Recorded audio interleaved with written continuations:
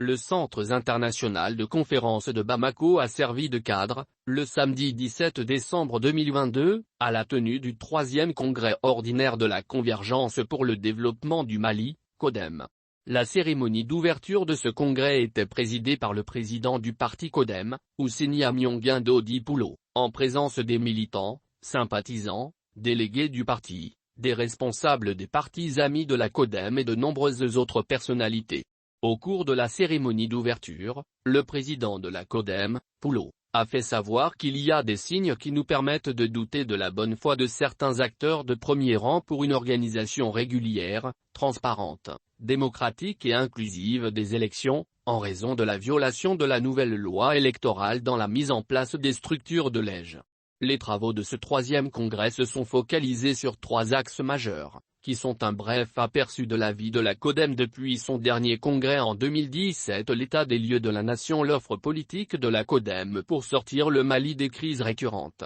Notre 3e congrès ordinaire se tient dans un contexte très particulier, caractérisé par la vie extrêmement chère, des grèves en cascade sur le front social, une situation économique très grave, l'insécurité grandissante dans presque toutes les régions, voire les environs de Bamako, la montée en puissance des groupes terroristes, les affrontements récurrents, d'une part, entre les groupes terroristes, et d'autre part entre ces derniers et les mouvements signataires de l'accord pour la paix et la réconciliation, le mécontentement grandissant des groupes armés signataires de l'accord, l'expansion du terrorisme sur les zones de grande production agricole avec la menace de famine en filigrane, l'apparition d'un banditisme endogène causé par la confusion semée par les groupes terroristes, le manque d'emploi, l'effondrement de l'économie rurale, l'absence d'État et des services sociaux de base, a déclaré le président de la CODEM, Ousseini Amionguindo Dipoulo lors de la cérémonie d'ouverture du congrès. Avant d'ajouter que l'agenda politique de la transition court des risques susceptibles d'entraver le respect des chronogrammes relatifs aux élections référendaires,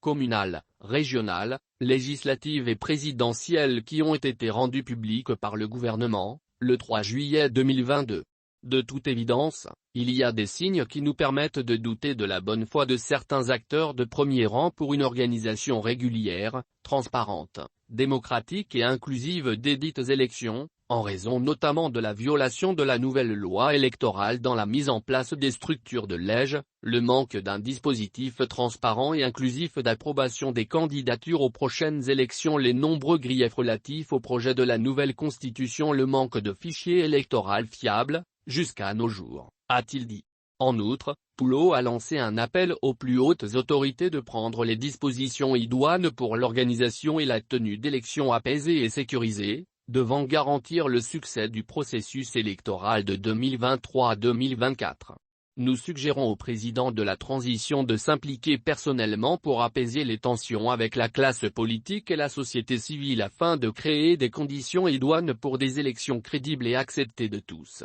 Dans le contexte actuel et pour faire face aux enjeux et défis, nous proposons aux Maliens et aux Maliennes une offre politique composée de 4 axes stratégiques qui sont: établir un contrat avec le peuple pour la sécurité, la paix et la réconciliation, construire une société encore plus sécurisée et solidaire, promouvoir le développement institutionnel et la culture démocratique comme instrument de mise en œuvre du développement solidaire, réussir notre insertion dans le processus des nouvelles vocations qui se dessinent pour l'Afrique et le monde, a souligné Poulo. Enfin, il a demandé aux plus hautes autorités du Mali d'associer tous les acteurs politiques à la préparation et à l'organisation des élections prochaines, de démarcher tous les groupes armés nationaux afin de les encadrer et d'isoler les groupes d'origine extérieure qui constituent la plus grande menace à la stabilité, à la paix et à la réconciliation. À sa suite, les responsables des partis amis invités comme l'ex-ministre Amadou Koïta du PS, Hélène Kura, Racine Thiam de l'UR, Moulay Haïdara du PED et bien d'autres, ont mis l'accent sur la situation politique du Mali.